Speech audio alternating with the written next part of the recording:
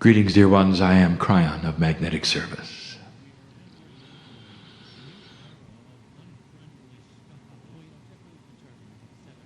Again, we are here in a way that may seem strange to many. I want you to get used to hearing this voice.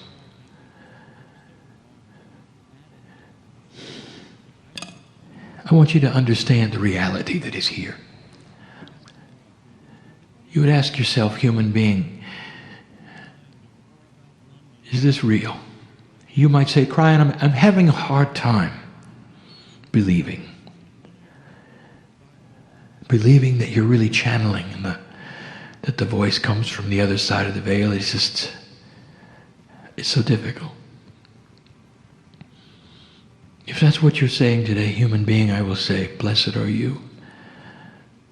For these are honest words coming from one who is struggling to work out of the three-dimensional box. And what happens is that slowly, if you ask the right questions of your own self, of your own belief, of your own psyche, you start getting shown things you didn't expect.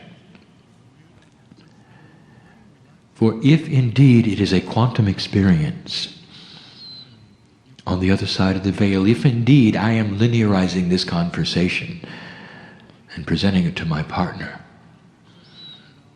if this is true, this is a quantum experience. And that means that language is only a small part of it. That the audio that you would hear or the words that are seen on the page, such a small part of it.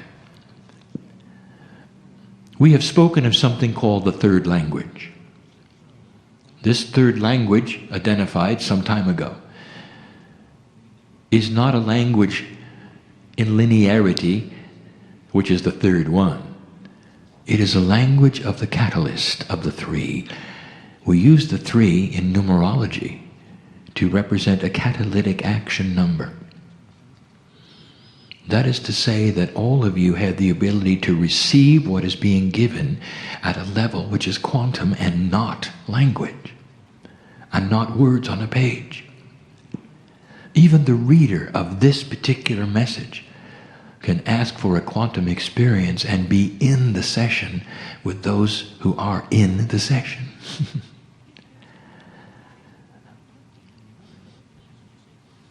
Art and music. We've told you that they are quantum. We have told you how you could go into the Louvre and watch a painting. That you can immerse yourself so completely that you can see and feel the artist creating it. That you become one with the creator of the painting.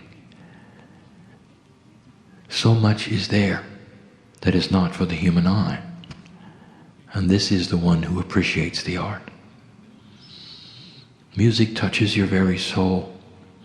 All of the notes playing together in unison, in harmony.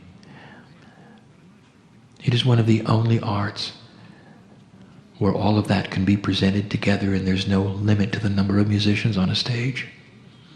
But you can't do that with speech, can you? No limit to the number of colors on a palette. You can't do that with speech, can you? There's a little bit of quantum in everything, if you look. So look for it here before we start a message that is not going to be a quantum one filled with love necessarily, although it is. But we're choosing to do something unusual. We're going to give you some science. We've chosen perhaps an odd place for that. But we haven't. For we think in a quantum way. We wanted to come to this place. We want to honor those who built this building. We want to honor the ancestors who are listening. We've come to a very quiet place in the stillness of a Southwest in order to give a message of clarity, of purity, so that others will also receive it in that fashion. So it is not about the message at all, is it? It's about the delivery. It is about the energy of where you sit. It is about the preparation that we give my partner sitting in this place. And so we will. When we give a scientific message, when we give suggestions, I ask my partner to go very slow.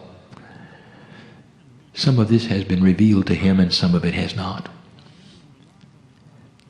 I ask him to proceed slowly, for it will be seen and read clearly, and much will be seen around it. For what follows in this message is not just esoterics.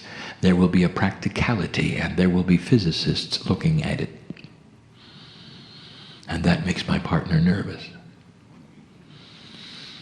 It is not going to be complex. For even the one sitting in the chair who doesn't understand science will still receive what they need to receive through the third language, and will understand why these things are being given. And all through this, the entourage which is poured into this place, which represents the ancestors of all of you, resounds even with the builders of this building, of the consciousness that allowed it to be planned so many years ago, for the display of ceremonies that it has on a regular basis, and what that means to the earth and the land, to continue to hear the ancients giving the sounds that they have given for so long. All of this wrapped into this building, into this place where my partner gives a message of science. Not necessarily a long one, but one which you have to hear.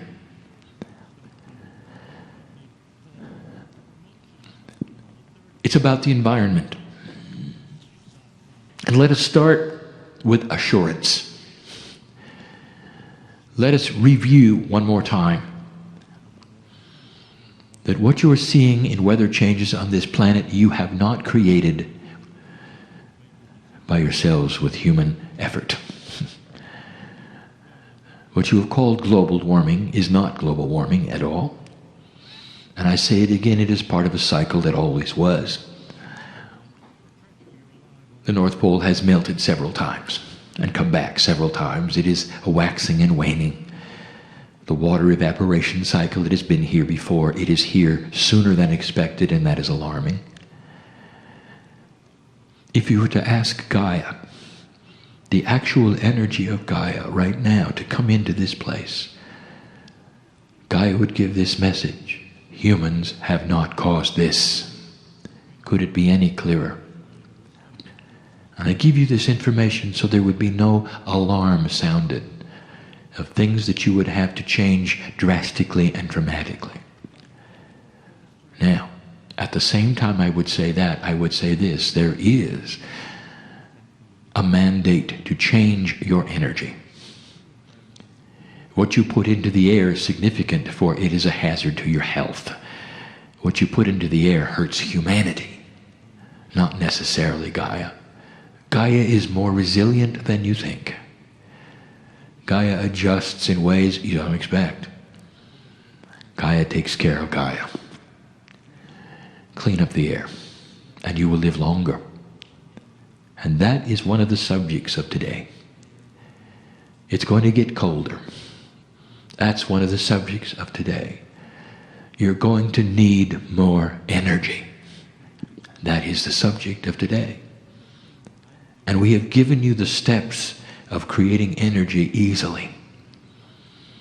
And we've given you advice in the past. And one of them we wish to revisit.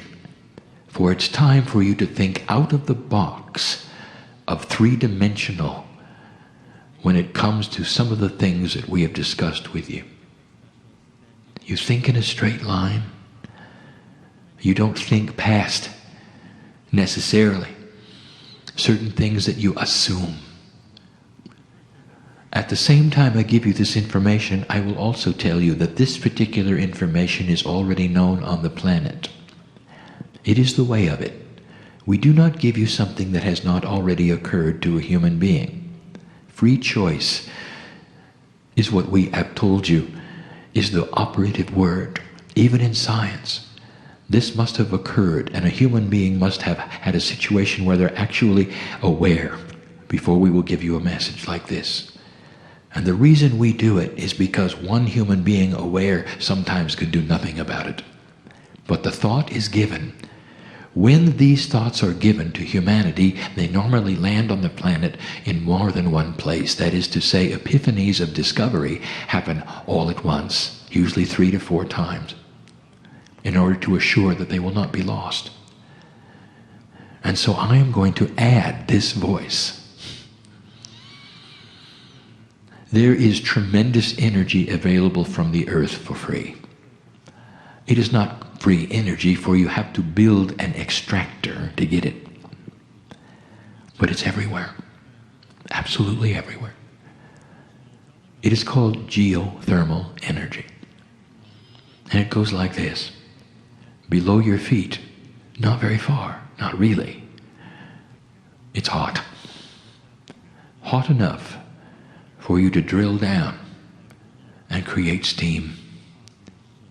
If you can create steam through natural process of thermal energy of the planet, you can drive turbines and create electricity. That will create heat. There are other ways to create heat as well, using even the geothermal heat itself. You're fond of steam engines, and you've been using them very, very long time, and you continue to. Today's nuclear reactors are simply very, very expensive steam engines. For you heat water, you create steam, and you drive turbines. So we are giving you something to think about. For nuclear power, as good as it is not clean. There is a side effect. And you know what it is. For there are waste products which are dangerous, and you know this. As clean as it is, there is still something you have to dispose of. Geothermal, there is no thing you have to dispose of. But it is dangerous. And now we open the discussion. If you can drill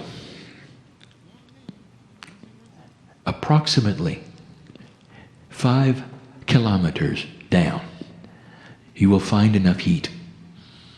Now 5 kilometers to you is not that far in a straight line along the surface of the earth. Many of you walk that distance to school and work. It's not that far. But if you're going to drill down technically, it becomes difficult and dangerous. Not just dangerous for the driller, but dangerous for the planet. On the way down, through the crust of the earth, to the 5 kilometer mark, you go through pockets that you might know are there, releasing gas perhaps, releasing fire perhaps, releasing water perhaps. If nothing else, sometimes you interrupt what we will call the integrity of the lubricant of the shale itself. And what I'm saying here is you might even advance the potential of an earthquake, all by drilling down only 5 kilometers. And so I'm going to give you the answer. And now I'm saying, think out of the box. All along you're thinking that you're going to drill down and put a pipe with water in it. What if I told you you only had to drill down a fraction of that distance, and you could find enough heat to boil? And you'd say, impossible. Oh, it exists over the hot spots of the earth, but you might know it doesn't exist in most of the places we're asking you to drill. Well, it will work if you don't use water. It's time to marry the highest technology that you have on the planet with things you didn't expect to marry them with. And this is thinking out of the box. This is becoming a little more quantum, seeing the entire picture instead of just seeing what you think it should be. There are solutions, and you know what they are, and they're elegant, that will boil at a fraction of the temperature that water will. And this is the answer. Learning to use those substances and those fluids and that chemistry into a geothermal machine that doesn't have to drill down 5 kilometers. How about 2? And we tell you this because you're going to need to do this. And if you do it, and if the advice is followed, you'll find that the timing and the synchronicity of discovery is at hand. That is to say, you will understand. These things will fall together. You will get the steam engine, and it won't take 5 years to build, and it won't be dangerous, and you don't have to cover it with a shell. Much easier. It won't belch smoke. It won't pollute. And you don't have to worry about being next to it. And it'll drive electricity. And you're going to need to heat homes and businesses. Because eventually, it's going to get cold. That's number 1. We're going to give you one other invention. Now, this also has been presented on the planet. This has been thought of and not acted upon. This actually is not all that new. But I will tell you that there is a situation at hand where it was inappropriately purchased and pocketed. So I'm going to give it to you so that the public can see it, and anyone with synchronicity who listens to the message and reads the words will understand it. Even you sitting in the chairs will understand it. And the scientists and the physicists will then have to implement it.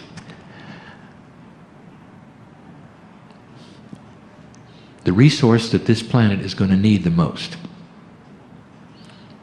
as the population grows, as the weather changes, is what you probably already have guessed. Fresh water. Already it's becoming scarce. You will notice the snow is falling in the wrong place. The reservoirs are built for the old energy with the old weather. The aqueducts are built for the old energy and the old weather, and all the snow is falling in the places that are not obtainable for fresh water, and that will be the way of it. As the populations grow, scarce it becomes. And there is one answer. It is a profound way, when the earth is mostly water, to use the sea and the ocean. The ocean, of course, is not fresh water. And so you have to ask how to extract the salt. Desalinization exists today in a very inefficient way. Large amounts of water have to go into vats of containment and sit there, or large amounts of energy are used to heat the water in various ways, various attributes, various systems, some of them steam, some of them not, all requiring heat to take out the salt. It takes a long time. It's expensive. It's not efficient. It is not tenable to desalinate for an entire city. Only in places that simply have no fresh water at all is it used. So inefficient is it. Now I'm asking you to think out of the box, and I'm going to give you the answer. My partner, I want you to go slow here.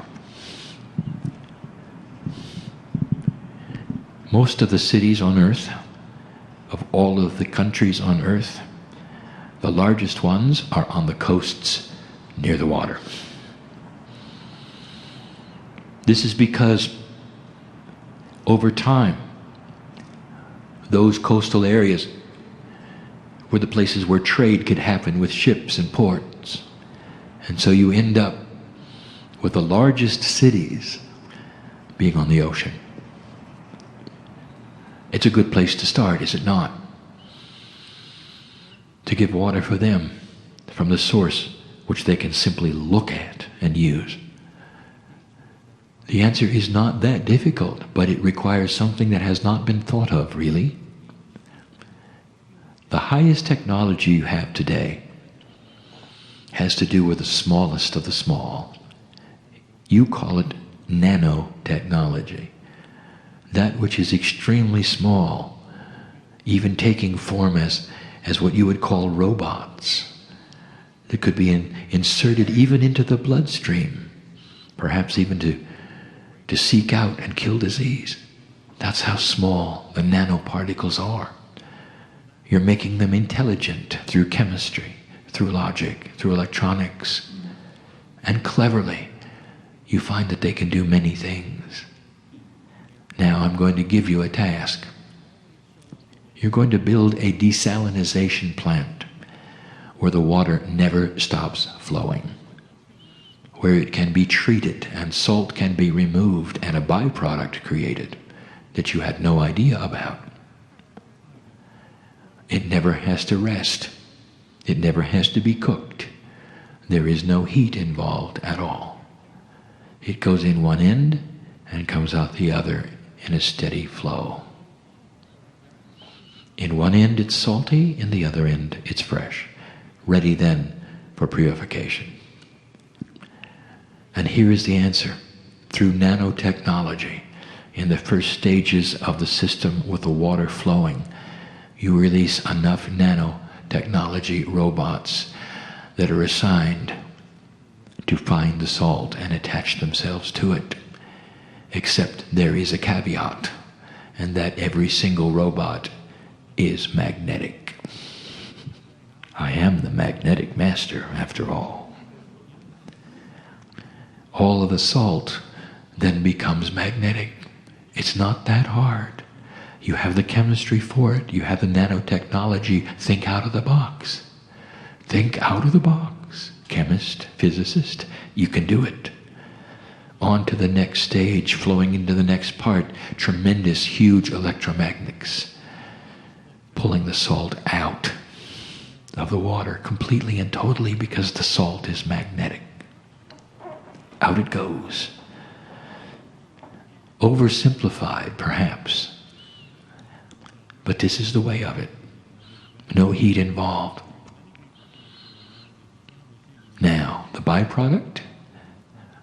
You won't believe it. Oh, and it will be controversial when you discover it. Magnetic fields applied to water often creates water that is quite healing. Do you see where this is going? What a device that might be. It will be quantum, you know, because it uses magnetics. And this is what we wanted to give you today. This is what we wanted to have recorded today. In this way, that you might hear it. There is so much more. And just in closing, I will tell you what we see in the future, and we're not going to give you a time frame, for there is none. This information I'm about to give you can be 2 generations away, maybe 3. But it all has to do with quantum invention. Physicists, listen, I'm going to give you something you already know is possible. It is another field of science that flies in the face of everything 3-dimensional you've ever learned. Humans are funny. Even in the highest math and geometry you have, everything is defined in a straight line. Everything defined in a straight line. A circle is an infinite number of straight lines. That's funny. It's almost as though a circle didn't exist in nature. And the human has to straight line it for it to exist. Interesting, isn't it? I'm just giving you the bias. Bubbles have always been around. They're beautiful, you know. They're natural, you know. The circle is a natural occurring event in space as well. What you don't know, and you may suspect, gravity and magnetism all bend. They don't go straight. They never have.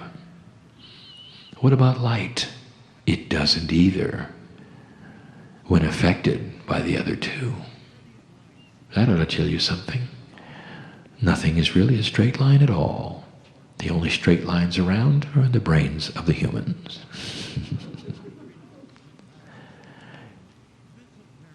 You're not using the right kind of math either, and we've told you that.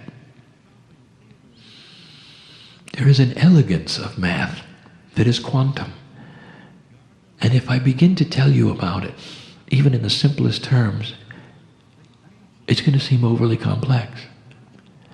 Quantum math uses something that is going to be discovered, and we're going to give it a name, and that's going to be influential numbers. Numbers that exist not with empirical values, but with values that are influenced by the numbers around them. 4 is not a 4. 4 is modified because of the numbers that sit next to it. In a formula, in linearity, in counting, each time a formula is manufactured in a quantum state, looking for a solution, all of the numbers are modified by the numbers next to them. They're influential numbers. The 4 is affected by the 5. Reduced maybe by the 3. And in quantum math, if you use influential numbers, dear ones, it is a beautiful thing when you find out the attributes of them and they are consistent. You will then have the formula for a circle being a whole number, not an irrational number at all. It won't be pi. It'll be pi solved. We ask the physicists to work it backwards if you have to get a whole number of pi. That'll give you a hint at what has to be done. Imagine mathematics with influential numbers, where each number is not empirical, but influenced by the one around it. I'm giving you high math now. And here's how it's going to serve you. Because when you start to understand it, you're finally going to understand what I'm going to call the holy grail of physics. That's a human term. In your straight line thinking, in your bias, you have all of your 3D formulas, don't you? And when you look at the basis of physics, you talk about those things which have mass. And in those things which have mass, you've even figured out atomic structure and density. All those things. And you think they're static, don't you? You think there is a formula that is for everything. If it has so much mass, it weighs so much in a certain atmosphere, a certain gravity. You've got it all figured out. And I will tell you that all of those formulas are 3D. And as soon as you become quantum with them, they all stretch. All this to tell you this: it is possible for you to alter the mass of any object in existence. It doesn't matter how large or small or dense it is. You can alter the mass of it, and you have thought all this time that the formula is static, and it is not. In Yugoslavia, there's a workshop. Historic it is for the man who thought out of the box. Tesla. And in that workshop there are marks on the ceiling for the objects that took off on his workbench and went straight up. Shattered they did, hitting the ceiling they did. Nikolai was frustrated, for he had discovered massless objects and didn't know how. He thought out of the box, the only one in existence to ever give you a thought of how alternating current might work. Oh, it's more than 3D, study it. The same applies with numbers. The same applies with mass. And I will tell you that it is accomplished through magnetics. Always has been. And that was the experiment. In Tesla's time, without a computer, without any of the finite instruments you have today to measure what you have, he did it, but he couldn't control it. Frustrated he was. By the way, he's back. I'm not going to tell you where. Maybe he will listen to this and know what to do next.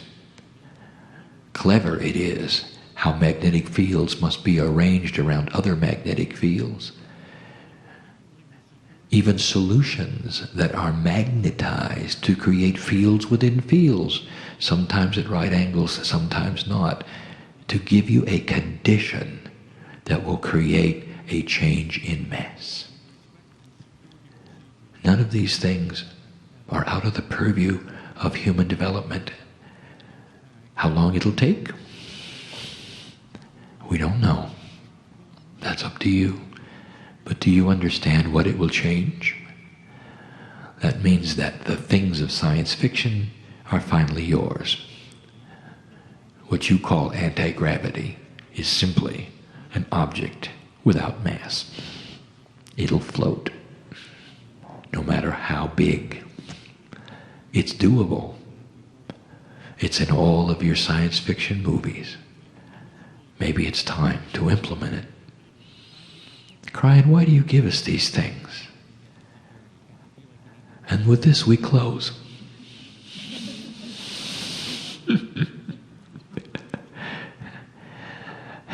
We want you to stay here.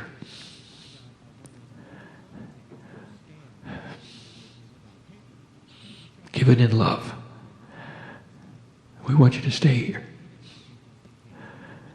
And you're not going to have much luck with that unless you start thinking quantum. Unless you start accelerating the inventions and put some of the politics out of the way.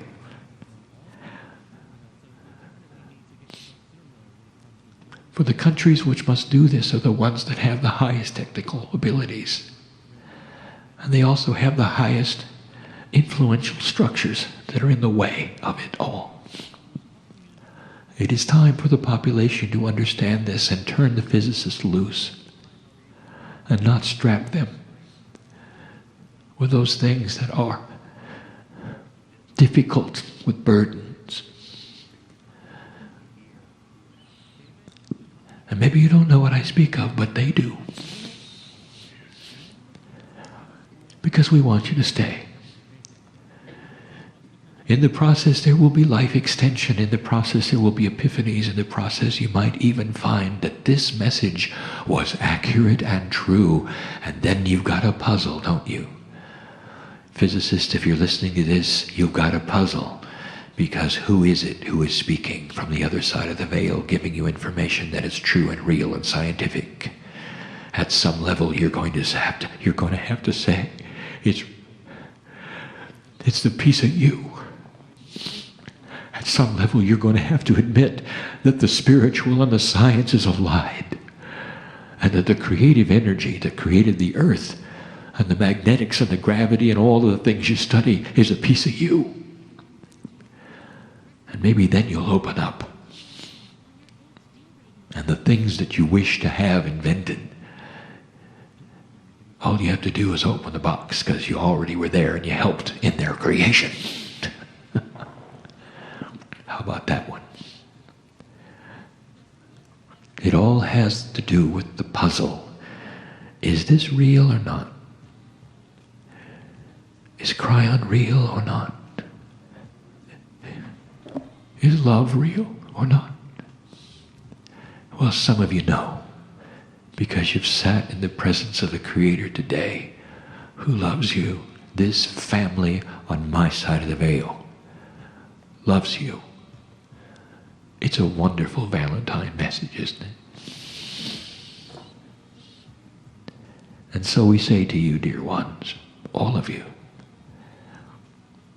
that all of the things that we talk about, whether they're scientific, whether they have to do with your Akash or your soul, the higher self, all of those things, there's only one purpose.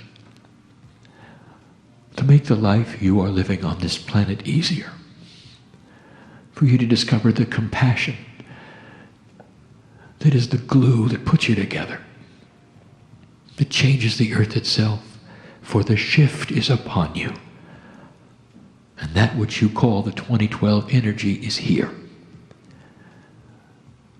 Let this be what it is supposed to be.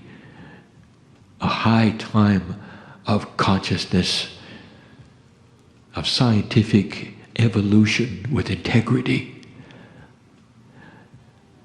with an economy that is a re-emergent one with integrity, with government that slowly changes with integrity.